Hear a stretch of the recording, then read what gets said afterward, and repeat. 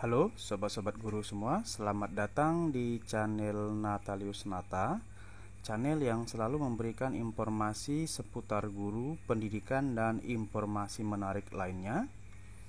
Pada video kali ini saya akan membagikan informasi tentang kategori pelamar P3K Guru tahun 2022.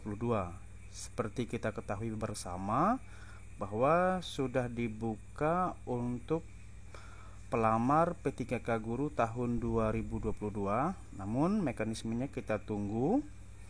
Di sini saya membagikan informasi ini supaya sobat-sobat guru semua bisa mempersiapkan diri dan mengetahui sejauh mana kira-kira kategori-kategori pelamar P3K Guru untuk tahun 2022 ini.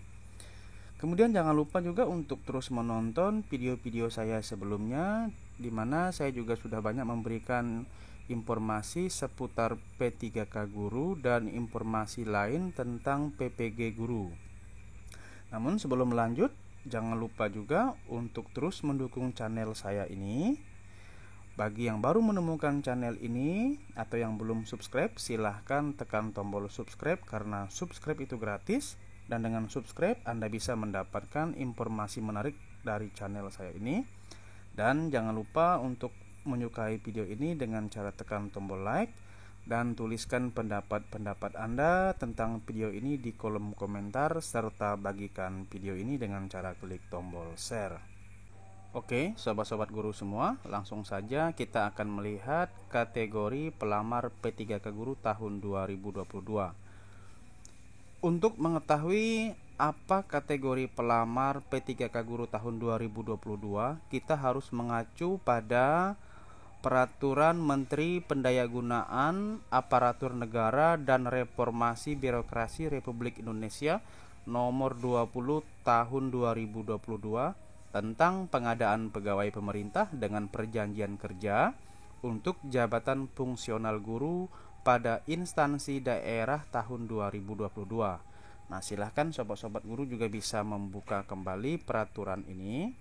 Nah, untuk melihat kategori pelamar P3K Guru tahun 2022 ini, kita bisa melihatnya itu ada pada bab 2 tentang kategori dan persyaratan pelamar, di mana di dalam pasal 4 dikatakan bahwa pelamar yang dapat melamar sebagai P3K jabatan fungsional guru pada instansi daerah tahun 2022 terdiri atas kategori A, pelamar prioritas, dan B, pelamar umum. Jadi di sini sobat-sobat guru sudah jelas bahwa kategorinya itu ada pelamar prioritas dan ada pelamar umum. Nah, seperti apa pelamar prioritas dan seperti apa kategori pelamar umum, kita harus melihatnya pada pasal-pasal yang berikutnya. Yang pertama, kita akan melihat dulu kategori dari pelamar prioritas. Nah, untuk melihat dan mengetahui secara lebih jelas, itu sebenarnya penjelasannya sudah terdapat di dalam pasal 5. Silahkan kita bisa melihat bersama di sini. Di dalam pasal 5 ini sudah dikatakan sangat jelas bahwa pelamar prioritas itu terdiri dari ada pelamar prioritas 1, ada pelamar prioritas 2, dan ada pelamar prioritas 3. Nah, seperti apa penjelasan dan maksud dari masing-masing ini? Kita akan melihat terlebih dahulu tentang kategori pelamar prioritas 1. Sobat-sobat guru semua, kategori dari pelamar prioritas 1 ini adalah 4 jenis guru, di mana 4 jenis guru ini sudah memenuhi nilai ambang batas atau saat mengikuti tes nilainya sudah di atas passing grade pada saat mengikuti seleksi P3K jabatan fungsional guru tahun 2021. Sekali lagi bahwa pelamar prioritas 1 itu adalah guru-guru yang sudah mengikuti seleksi P3K Guru tahun 2021 dan nilainya sudah di atas ambang batas atau di atas passing grade. Nah, apa saja guru-guru yang masuk dalam prioritas 1? Itu yang pertama adalah guru THK 2. Kemudian yang kedua adalah guru non ASN. Yang ketiga adalah lulusan PPG, dalam arti berarti di sini guru tersebut sudah lulus dalam PPG dan sudah memiliki sertifikat pendidik.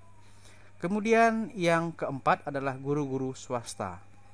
Jadi 4 kategori guru ini yang sudah memenuhi nilai ambang batas, itulah yang disebut dengan pelamar prioritas 1.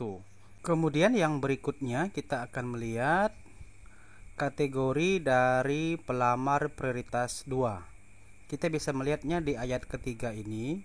Dikatakan bahwa pelamar prioritas 2 sebagaimana dimaksud pada ayat 1, huruf B merupakan THK 2. Nah, di sini sobat-sobat guru semua, yang dimaksud dengan pelamar prioritas 2 ini adalah guru-guru yang termasuk dalam THK 2 namun belum memenuhi nilai ambang batas atau belum mencapai nilai passing grade pada saat seleksi P3K jabatan fungsional guru di tahun 2021.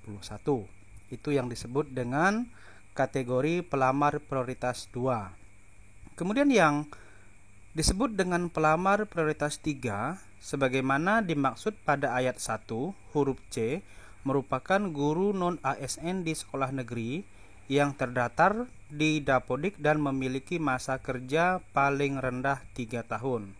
Nah, di sini kita bisa simpulkan bersama bahwa pelamar prioritas 3 ini adalah guru-guru non-ASN yang berada di sekolah negeri dan mereka itu belum memenuhi nilai ambang batas atau belum di atas passing grade saat mengikuti seleksi P3K jabatan fungsional guru tahun 2021.